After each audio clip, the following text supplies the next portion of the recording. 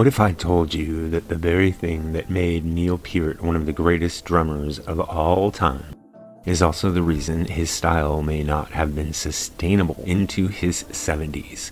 Not because he wasn't great, not because he wasn't a master of endurance, but he may have been too great. He may have had too much endurance, and in a very specific way.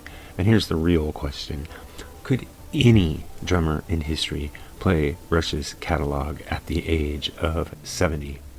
When we talk about Neil Peart, we usually talk about precision, complexity, intelligence, but we don't talk enough about something else: physical demand. Because Neil Peart didn't just play drums, he performed something closer to an athletic event. Now, anyone who is a Rush fan knows that Peart was very vocal about his blending of athletics and drumming, and that he was an endurance-based athlete, but he was able to do things for a really long time. Now, think about what it actually takes to play a typical Rush song. Constant limb independence, rapid transitions across a massive kit, endurance across long, complicated arrangements. Songs like Xanadu or La Via Strangiato aren't just musical challenges. They're physical patterns under stress, and they require a great amount of physicality to recreate. And unlike groove-based drummers, Peart's style doesn't give you many places to rest. Now, here's where it gets really interesting. Some drummers can play well into their later years with minimal drop-off. Think of someone like Charlie Watts. His economical motion, groove-focused, and low physical strain style allowed him to keep going way on into his upper 70s and 80s. That is the kind of style that ages gracefully, but Peart's style is built on speed, precision, full body coordination, and those are just the first things that decline with age. Now, if any drummer could have adapted to the changes of their physical body, it would be Neil Peart. He understood the reality of physical decline. He once reflected on Buddy Rich continuing to perform after suffering a stroke.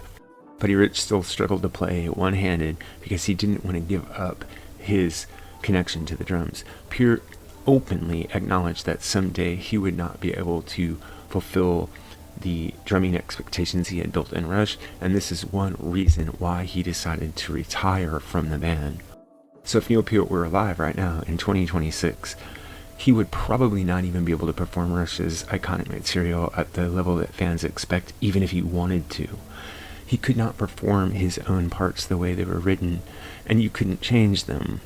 And this is where the conversation really shifts, because it's not really about decline, it's about design. Neil Peart created a drumming style that was brilliant, demanding, but definitely time limited.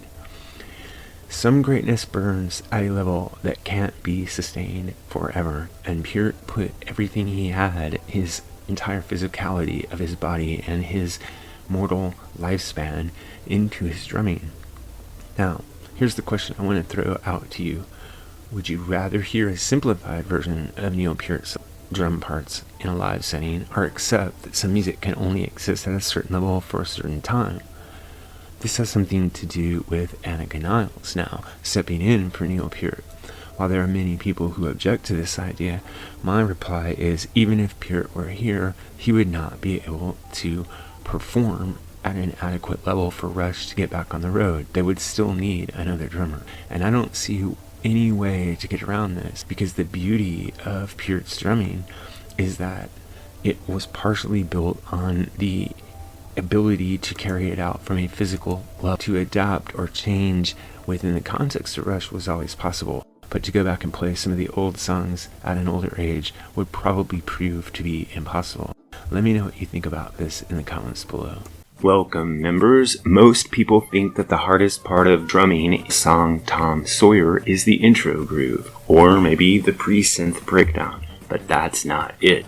The real test for any drummer stepping into this song, especially for someone like Annika Niles, is what happens under Alex's life sentence.